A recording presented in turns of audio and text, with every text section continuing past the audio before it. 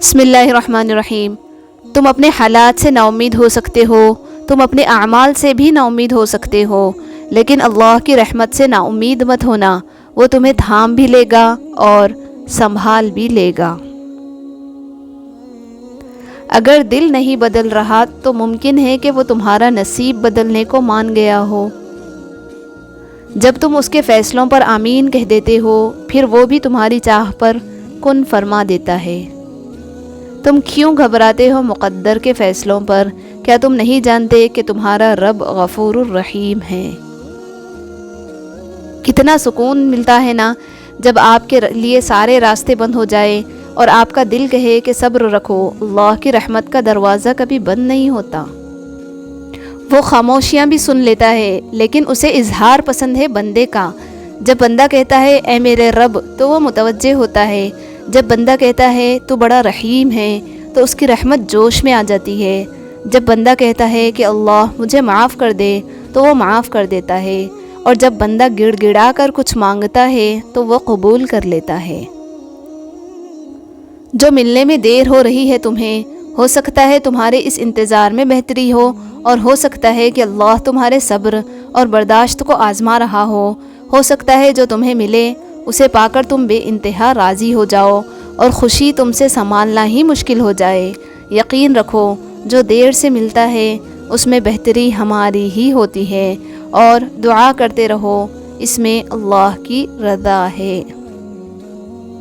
سنو، جو اللہ سے جڑ جاتے ہیں پھر وہ سنبھل جاتے ہیں۔ تو پھر مانگو اپنے رب سے ہر وہ چیز جو تمہاری نظر میں ناممکن ہے، پھر وہ تم پر اپنے کرم کی ایسی نظر کرے گا کہ سب ممکن ہو جائے گا۔ ناممکن کو ممکن کرنا تو اللہ کا کام ہے، تمہارا کام بس دعا کرنا اور اللہ پر بھروسہ رکھنا ہے۔ انسان رشتوں کی تلخیاں کبھی نہیں بھولتا، مگر رشتوں کو آگے بڑھانے اور نبھانے کے لیے بہت مرتبہ اسے یہ ثابت کرنا پڑتا ہے کہ اسے کچھ یاد نہیں۔ ہمیشہ یہی ظاہر کرو جیسے کچھ بھی نہیں ہوا، چاہے کچھ بھی ہو جائے۔ دھوکے ہوتے رہتے ہیں، لوگ بھی بے نقاب ہوتے رہتے ہیں، مگر ہر چیز کو جان کا روگ نہیں بنا لینا چاہیے۔ مسکراؤ اور آگے بڑھ جاؤ۔ اچھی باتوں کا اثر آج کل اس لیے بھی نہیں ہوتا کیونکہ لکھنے والے اور پڑھنے والے سمجھتے ہیں کہ دوسروں کے لیے ہے۔ ہر وہ شخص جو آپ کی زندگی میں قدم رکھتا ہے اس کے آنے کا کوئی نہ کوئی سبب ہوتا ہے۔ کچھ آپ کو محبت کرنا سکھا دیتے ہیں، کچھ لوگ محبت نبھانا سکھا دیتے ہیں، کچھ صبر کرنا سکھا دیتے ہیں، تو کچھ خواب دیکھنا، اور کچھ لوگ انہی خواب کو پورا کرنے کا حوصلہ دے جاتے ہیں۔ سب سے زیادہ نزدیک سے آنے والی آوازوں میں سب سے قریب ترین آواز ضمیر کی ہوتی ہے، لیکن یہ آواز بہت کم لوگوں کو سنائی دیتی ہے۔ نصیب ہار جاتا ہے لیکن دعائیں ہمیشہ جیت جاتی ہے۔ بس یقین کے ساتھ اللہ سے مانگتے رہو، اللہ پاک تمہیں مایوس نہیں ہونے دے گا انشاءاللہ۔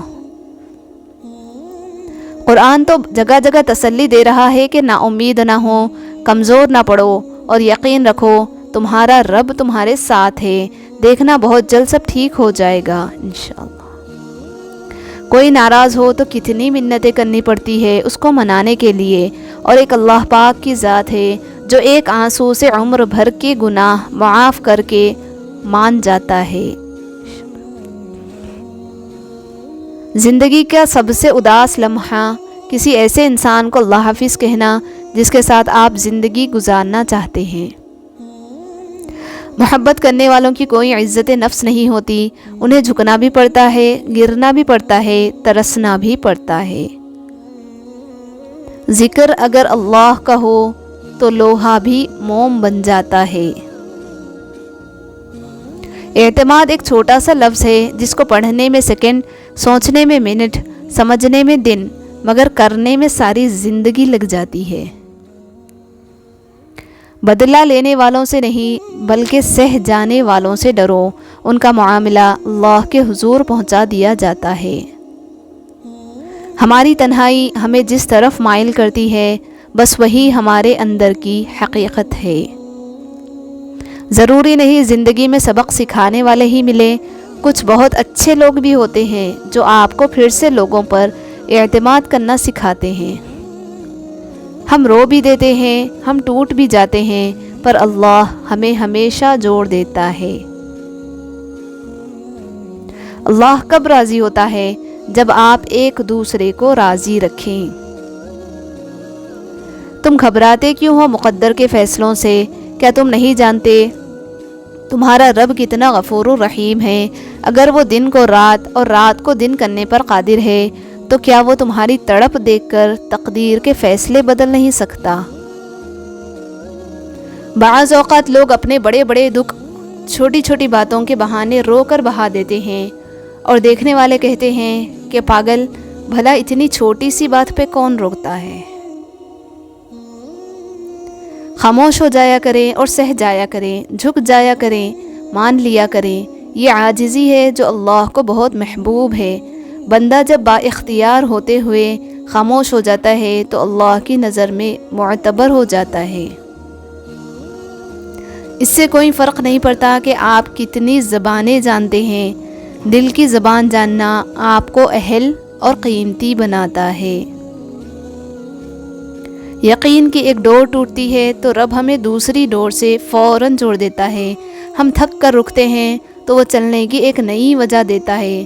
وہ ہمیشہ ہمارے ساتھ رہتا ہے، آزمائش کے ساتھ بھی اور آزمائش کے بعد بھی۔ جس نے علم حاصل کیا اور عمل نہ کیا، وہ اس آدمی کی طرح ہے جس نے محنت کی، ہل چلایا اور بیج نہ بکھیرا۔